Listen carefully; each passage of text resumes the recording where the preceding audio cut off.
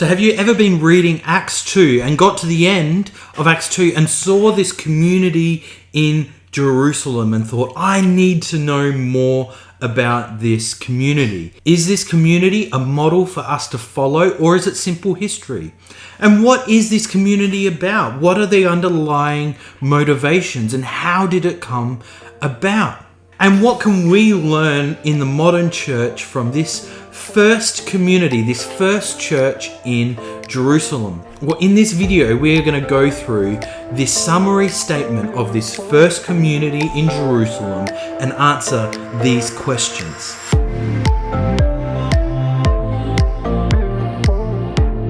And so we see that this first community emerges in Acts 2, where the Spirit's been poured out and Peter's taught his first Pentecost sermon.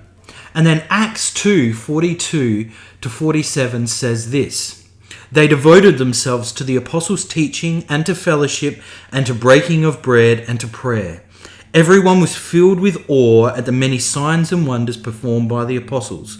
All the believers were together and held everything in common. They sold property and possessions and gave to anyone who was in need. Every day they continued to meet together in the temple courts. They broke bread in their homes and ate together with glad and sincere hearts, praising God and enjoying the favor of all the people. And so you might have heard some people say, well, this is just history. This isn't something that we should follow. This isn't a model for us. This is just simply history. And so how are we to treat this summary statement, this summary of the early church in Jerusalem? Is it just simply history, or is it actually a model for us to follow now? And I want to argue that this community is actually a model for us to follow. And there's three reasons why. Now, the first one is that Luke describes this community 3 times. At the end of Acts 2, at the end of Acts 4, and then halfway through Acts 5. And we know that when Luke describes something 3 times, it's really important.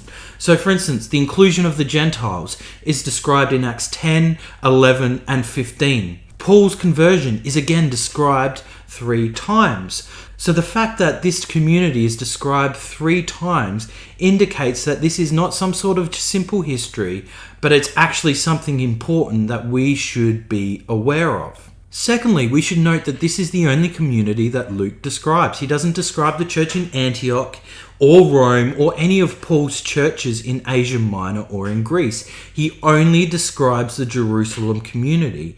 And this means that he is lifting it up as a model for us to follow. And then thirdly, we see that this community is described at pivotal points in the narrative, at the end of the Pentecost narrative. This is such a pivotal moment in Acts. And likewise, at the end of Acts 4, when the apostles have just been persecuted, Luke again describes this community. So at pivotal points, Luke introduces this community in these summary statements, and this all indicates to us that it is a model for us to follow. Now, the second interesting thing that we should note about this community is that every action they do is empowered by the Holy Spirit.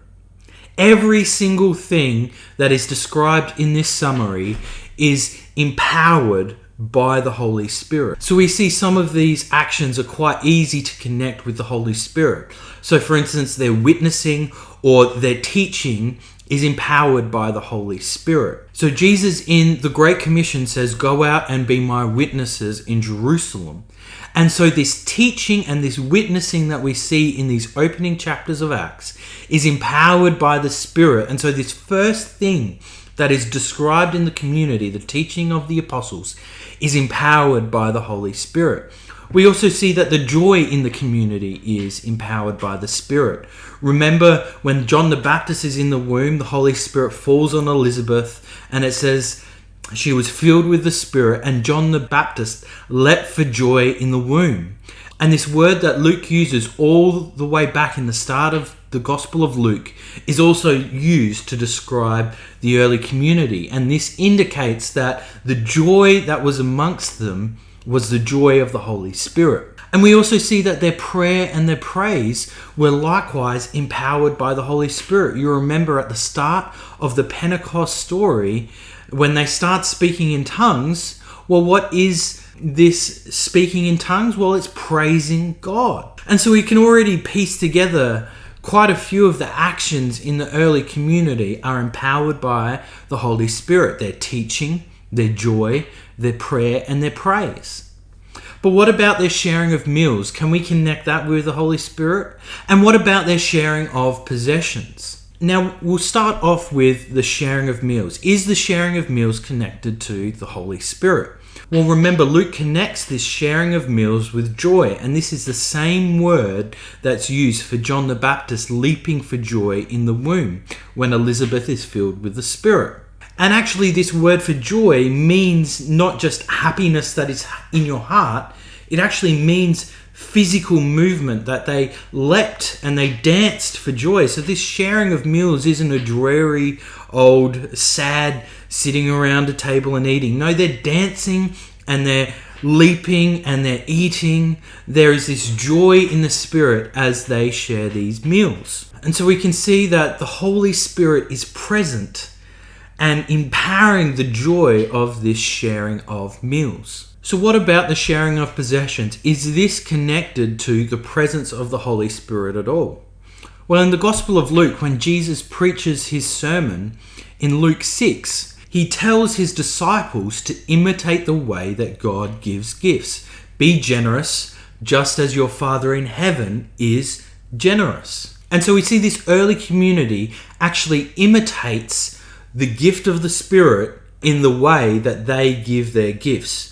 And they do it in two ways. First, the Holy Spirit is described as a gift, and the Greek word used here is doreha, which can mean a gift given freely. And so the Holy Spirit is given freely to this early community, and then likewise, they give gifts to one another freely.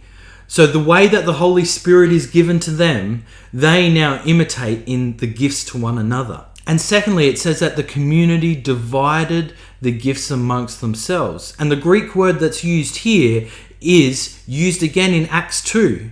It's actually used when it talks about the tongues of fire being divided amongst them.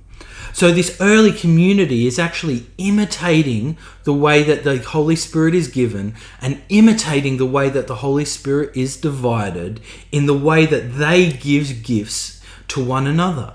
And so we can see that every single action is empowered by the Holy Spirit. Everything this community does is empowered by the Spirit. And so this community can be understood as the community of the Holy Spirit.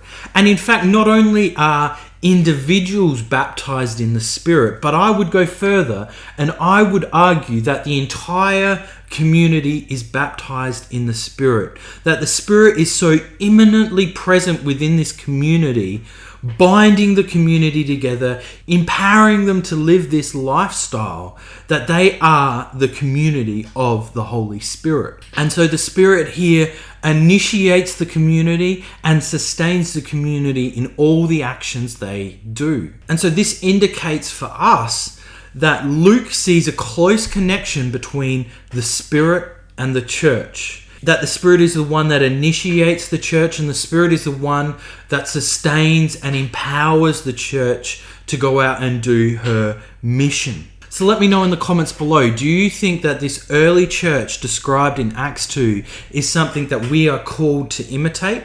Or is it simple history? And do you see every action that they do as empowered by the Holy Spirit? And if so, what are the implications for our modern church? I'd love to hear your thoughts in the comments below. And if you've enjoyed this video, please click like and subscribe. Thanks.